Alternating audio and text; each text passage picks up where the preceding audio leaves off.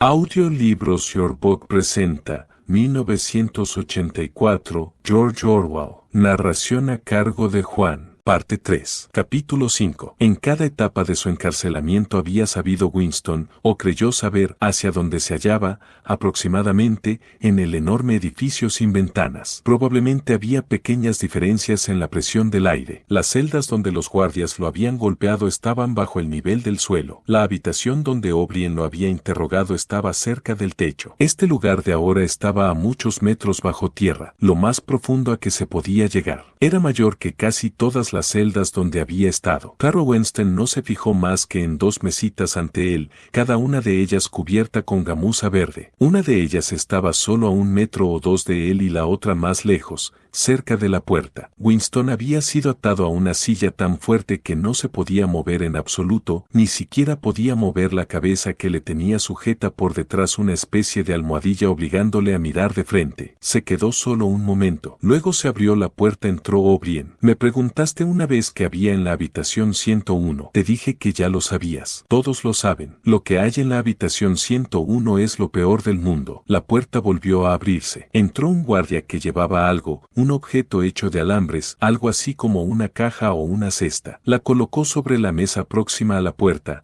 A causa de la posición de O'Brien, no podía Winston ver lo que era aquello. Lo peor del mundo, continuó O'Brien, varía de individuo a individuo. Puede ser que le entierren vivo o morir quemado, o ahogado o de muchas otras maneras. A veces se trata de una cosa sin importancia, que ni siquiera es mortal, pero que para el individuo es lo peor del mundo. Se había apartado un poco de modo que Winston pudo ver mejor lo que había en la mesa. Era una jaula alargada con un asa arriba para llevarla. En la parte delantera había algo que parecía una careta de esgrima con la parte cóncava hacia afuera. Aunque estaba a 3 o 4 metros de él, pudo ver que la jaula se dividía a lo largo en 2 departamentos y que algo se movía dentro de cada uno de ellos. Eran ratas. En tu caso, dijo O'Brien, lo peor del mundo son las ratas. Winston, en cuanto entrevió al principio la jaula, sintió un temblor premonitorio, un miedo a no sabía qué. Pero ahora, al comprender para qué servía aquella careta de alambre, parecían deshacérsela los intestinos. No puedes hacer eso, gritó con voz descompuesta. Es imposible, no puedes hacerme eso. ¿Recuerdas, dijo O'Brien, el momento de pánico que surgía repetidas veces en tus sueños? Había frente a ti un muro de negrura y en los oídos te vibraba un fuerte zumbido. Al otro lado del muro había algo terrible. Sabías que sabías lo que era, pero no te atrevías a sacarlo a tu conciencia. Pues bien, lo que había al otro lado del muro eran ratas. O'Brien, dijo Winston,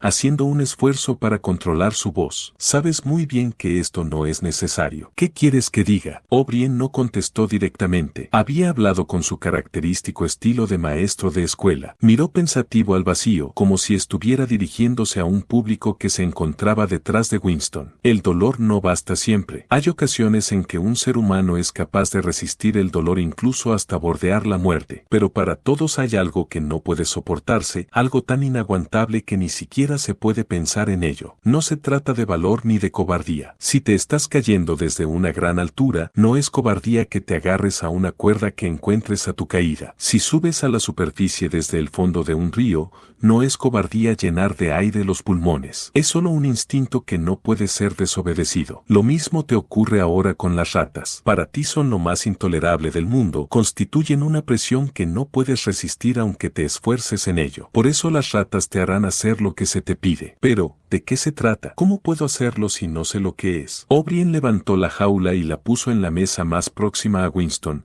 colocándola cuidadosamente sobre la gamuza. Winston podía oírse la sangre zumbándole en los oídos. Sentíase más abandonado que nunca. Estaba en medio de una gran llanura solitaria, un inmenso desierto quemado por el sol y le llegaban todos los sonidos desde distancias inconmensurables. Sin embargo, la jaula de las ratas estaba solo a 2 metros de él. Eran ratas enormes. Tenían esa edad en que el hocico de las ratas se vuelve hiriente y feroz y su piel es parda en vez de gris. La rata, dijo O'Brien, que seguía dirigiéndose a su público invisible, a pesar de ser un roedor, es carnívora. Tú lo sabes. Habrás oído lo que suele ocurrir en los barrios pobres de nuestra ciudad. En algunas calles, las mujeres no se atreven a dejar a sus niños solos en las casas ni siquiera 5 minutos. Las ratas los atacan, y bastaría muy poco tiempo para que solo quedaran de ellos los huesos. También atacan a los enfermos y a los moribundos. Demuestran poseer una asombrosa inteligencia para conocer cuando está indefenso un ser humano. Las ratas chillaban en su jaula. Winston las oía como desde una gran distancia. Las ratas luchaban entre ellas. Querían alcanzarse a través de la división de alambre. Oyó también un profundo y desesperado gemido. Ese gemido era suyo. O'Brien levantó la jaula y, al hacerlo, apretó algo sobre ella. Era un resorte. Winston hizo un frenético esfuerzo por desligarse de la silla. Era inútil. Todas las partes de su cuerpo,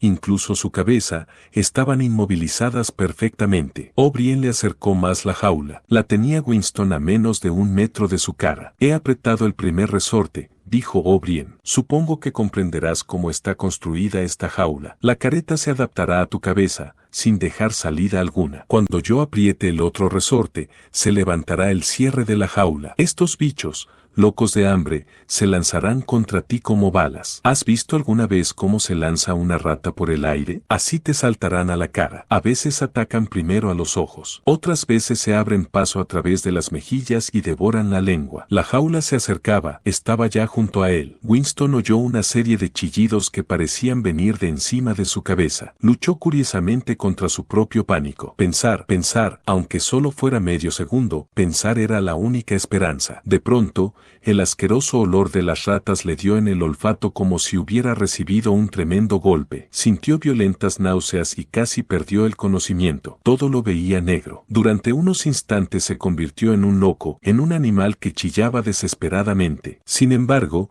de esas tinieblas fue naciendo una idea. Solo había una manera de salvarse. Debía interponer a otro ser humano, el cuerpo de otro ser humano entre las ratas y él. El círculo que ajustaba la careta era lo bastante ancho para taparle la visión de todo lo que no fuera la puertecita de alambre situada a 2 palmos de su cara. Las ratas sabían lo que iba a pasar ahora. Una de ellas saltaba alocada, mientras que la otra, mucho más vieja, se apoyaba con sus patas rosadas y husmeaba con ferocidad. Winston veía sus patillas y sus dientes amarillos. Otra vez se apoderó de él un negro pánico. Estaba ciego, desesperado, con el cerebro vacío. Era un castigo muy corriente en la China imperial, dijo O'Brien, tan didáctico como siempre. La careta le apretaba la cara. El alambre le arañaba las mejillas. Luego, no fue alivio, sino solo esperanza, un diminuto fragmento de esperanza. Demasiado tarde, quizás fuese ya demasiado tarde, pero había comprendido de pronto que en todo el mundo solo había una persona a la que pudiese transferir su castigo, un cuerpo que podía arrojar entre las ratas y él. Y empezó a gritar una y otra vez, frenéticamente, hácelo a Julia, a mí, no, a Julia, no me importa lo que le hagas a ella, desgárrale la cara,